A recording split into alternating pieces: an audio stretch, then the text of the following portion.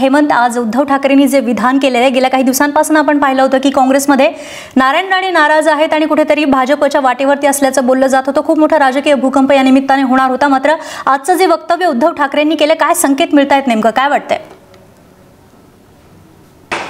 नक्कीच उद्धव ठाकरेंचा हा संकेत म्हणजे महायुतीचा धर्म कशा पद्धतीने आम्ही पाळतोय अशा पद्धतीची आज ज्या पद्धतीने माहिती पत्रकारांना द्यायला पाहिजे होती त्या पद्धतीने त्यांनी माहिती दिली आहे। म्हणजे एकीकडे छगन भुजबळांना नो एंट्री, शिवसेनेत छगन भुजबळांना घेणार नाही, त्यात दुसरीकडे नारायण राणे काँग्रेसमध्ये नाराज आहेत आणि काँग्रेसमध्ये नारायण राणे भाजपमध्ये जाण्याचा प्रयत्न करत आहेत, पण भाजपमध्ये त्यांना प्रवेश देणार नाही, भाजप त्यांना प्रवेश घेण्यासाठी इच्छुक नाही, अशा पद्धतीचं उद्धव ठाकरेंनी स्पष्ट माहिती दिलेली आहे। त्यामुळे नारायण राणेचा आता कुठेतरी जो भाजप प्रवेश आहे त्यालाही कुठेतरी खिंडार लागलाय। नारायण राणेला कुठेतरी आता भाजप प्रवेशालाही कुठेतरी महायुतीचा धर्म म्हणून रोखण्यात शिवसेना कुठेतरी यशस्वी होते अशा पद्धतीचं व्यूहरचना दिसते आहे।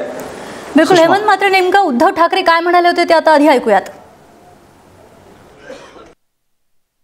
मला नाही वाटत राणे भाजपात जातील आणि भाजप त्यांना घेईल, कारण शिवसेना आणि भारतीय जनता पक्ष युती आहे आणि हे एक नाही म्हटलं तरी आमचं सामंजस्य आहे की जिथे ज्यांनी भाजपला त्रास दिलाय तो आम्ही शिवसेनेत घेणं योग्य नाही। तसंच जो माणूस मी म्हटलं की ज्यांनी शिवसेना प्रमुखांना त्रास दिलेला आहे तो भाजपने घेणे योग्य नाही आणि हे आमचं जे काही बंधन आहे ते नुसतं सत्तेसाठी आसुसलेले आम्ही लोक नाही आहोत। कालच देवेंद्र फडणवीसांनी जे सांगितले की आमची युती ही विचाराच्या एका भक्कम पायावरती झालेली आहे आणि त्या विचारामध्ये, त्या नैतिकतेमध्ये ही गोष्ट बसत नाही।